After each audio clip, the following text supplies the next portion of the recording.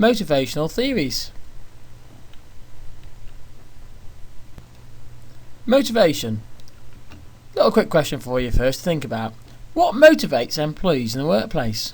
Just write down very quickly what you think motivates, or just think about some of the answers that possibly could be used. Okay, I'm assuming that the first one you would have said was pay. Most employees are motivated by money. Some employees may be motivated by having more responsibility in the workplace. Some employees might be motivated by having some praise or reward. Some employees may be motivated by being empowered, so given, again, more responsibility in theory. And some employees may be motivated by rewards. You may have others on your list that I've not covered, but typically these are probably the most common answers we get. Now this fits in with the theory of motivation and ones you're going to look at in your business course. Okay, let's start with one of the oldest theories. This came about from Fredrik Taylor. Fredrik Taylor, the easy way to remember it is Tay and pay. Fredrik Taylor's theory was quite simple. He believed that workers enjoy going to work, but they only go to work to earn money. So his theory was quite simply based all around payment. He believed that money did motivate workers, and if you put workers on piece rate, so they got paid by the number of items they made, they would be more effective and more efficient, and they worked quicker and they worked harder. Now some people argue straight away, a natural evaluation piece here would be the fact that you can make your workers work harder and they can make more items.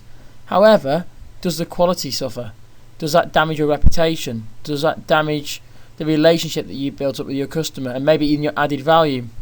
However, Taylor's theory was very much based around the fact that money does motivate, and he said to be effective, workers should be trained to do one job well. Again, this raises questions about, does it mean that employees get bored when doing one job? Will that affect the motivation levels of the employees? So along came Elton Mayo. Elton Mayo disagreed with Fredrik Taylor. He believed that workers went to work for a bit more than just money. They had social needs that need to be catered for. He then carried out a study which he called the Hawthorne effect. And the Hawthorne effect basically measured how the social factors would affect in a workplace.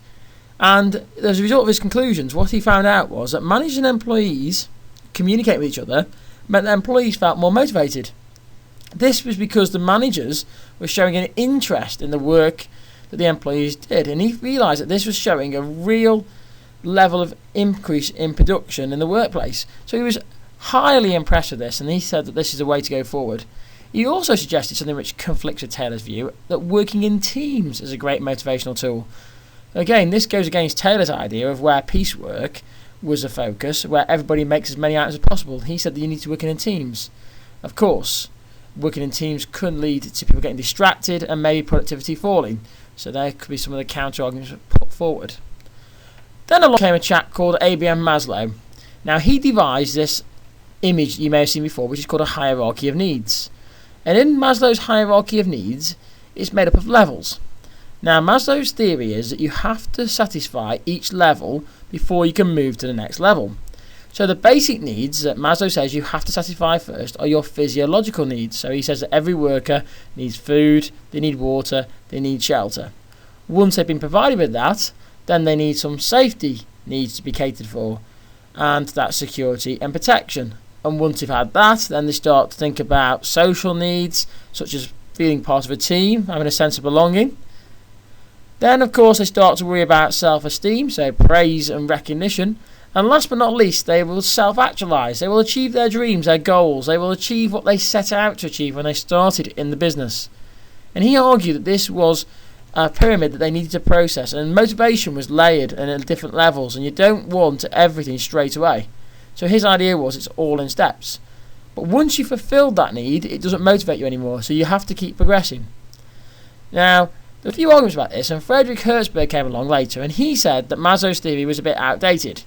So what he did was, he said that there was actually only two factors that made it up. There were things that were called motivators, and there were other items you call demotivators. Quite simply, a motivator is something which will make a worker work harder, and a demotivator is something that if it's not in place, it will demotivate. It will actually make workers work less hard, it will lower your productivity in the workplace. So according to Hertzberg, quite simply, the only things that motivate is job enlargement, so giving somebody more power to do something within their role, so letting them do a little bit more, giving their job more control over what they do. Job enrichment, again, making it slightly bigger, so giving more responsibility, and that's a key word that comes all the way through Hertzberg's work. And again, empowerment, allowing them to make decisions. And he said these are the only factors which actually empower your workers. So now we need to think about these, how they all fit together. So what I've tried to do here is I've tried to show you how they link with Maslow's theory. So you can see Maslow's pyramid here, and over here what I've done is there's Taylor's theory. So Taylor would fit with Maslow in the physiological needs, payment, money. So according to Maslow, Taylor's theory is a basic need. Now Taylor would argue that's the most important area, as we've seen.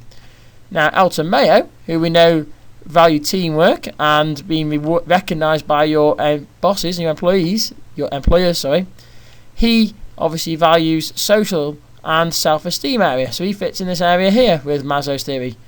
Now Hertzberg over here, he obviously counter-argued most of this. He said that safety needs and physiological needs are expectations now. They don't motivate, they demotivate, they're not there, so he put them in this demotivators box over here. He does argue that some of these needs here, so the social needs, feeling as part of belonging and wanting to be there, self-esteem and self-actualization are all motivators, so he put them in this box here. And that's how they all link together. So as you can see, you've basically got a different era of time, and the latest one is the one where Hertzberg believes that this pyramid here by Maslow is now out of date. It no longer is relevant to the modern world. That depends on your opinion on this. Okay, that's it. You should now be aware of the different motivational theories in business. You should be able to identify in the exam the different theories that are being used and comment on how these impact on a business and maybe on the levels of motivation in the workplace.